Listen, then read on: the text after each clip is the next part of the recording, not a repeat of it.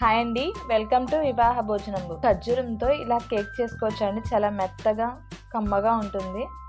ముందుగా ఖర్జూర పళ్ళను ఇలా చిన్న చిన్న ముక్కల కింద కోసేసుకొని ఒక బౌల్లో తీసుకొని కాచి చల్లార్చిన గోరువెచ్చని పాలు వేసుకొని నానబెట్టుకోవాలి. ఖర్జూర పళ్ళు మెత్తగా ఉంటే ఒక హాఫ్ అన్ అవర్ అయితే సరిపోతుంది. ఇంకా గట్టిగా ఉంటే ఒక 1 అవర్ దాకా నానబెట్టుకోవాలి.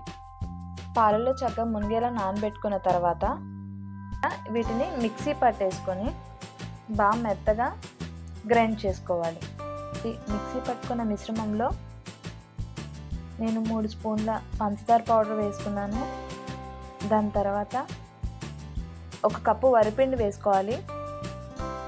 ఇప్పుడు చిన్న teaspoon baking powder, 1 teaspoon baking soda, పంచదార అయితే ఎక్కువ అవసరం లేదు. ట్యూటీ ఫ్రూటీ వేసుకున్నాను. మీరు కావాలంటే జీడిపప్పు కానీ ఏదైనా డ్రై ఫ్రూట్స్ వేసుకోవచ్చు. ట్యూటీ ఫ్రూటీస్ కూడా వేసుకున్న తర్వాత 1 కప్పు ఆయిల్ కూడా వేసుకున్నాను నేను. ఇప్పుడు బ్యాటర్ని ఒకే డైరెక్షన్లో కలుపుకోవాలి.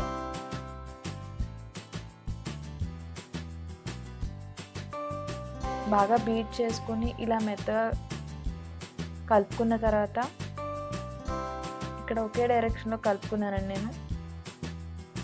ఇక్కడ వీడియోలో చూపిస్తున్న విధంగా ఈ కన్సిస్టెన్సీ వచ్చేలా కలుపుకుంటే సరిపోతుంది.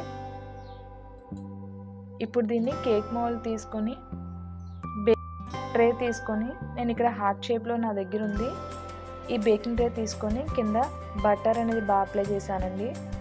అప్లై చేసిన తర్వాత ఈ మిశ్రమాన్ని దాంట్లో ట్రాన్స్ఫర్ చేసి ట్యాప్ చేసుకొని దాంట్లోకి టూటీ ఫ్రూటీస్ కూడా పైన వేసుకున్నా.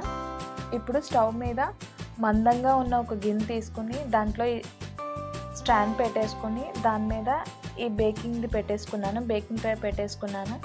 మీడియం ఫ్లేమ్లో ఒక 20 మినిట్స్ నేను కుక్ చేసుకున్నాను. సరిపోయిందండి. చాలా మెత్తగా వచ్చింది కేక్ అనేది. తినడానికి కూడా బాగుంది, టేస్టీగా కూడా ఉంది. ఇక్కడ నేను మైదా పిండి తీసుకోలేదు, బియ్యం పిండి, వరిపిండి అయినా సరే కేక్ ఎలా వస్తుంది అనుకుంటారేమో, చాలా బాగా వచ్చింది. మీరు కూడా ఒకసారి ట్రై చేసి చూడండి. Thank you so much for watching.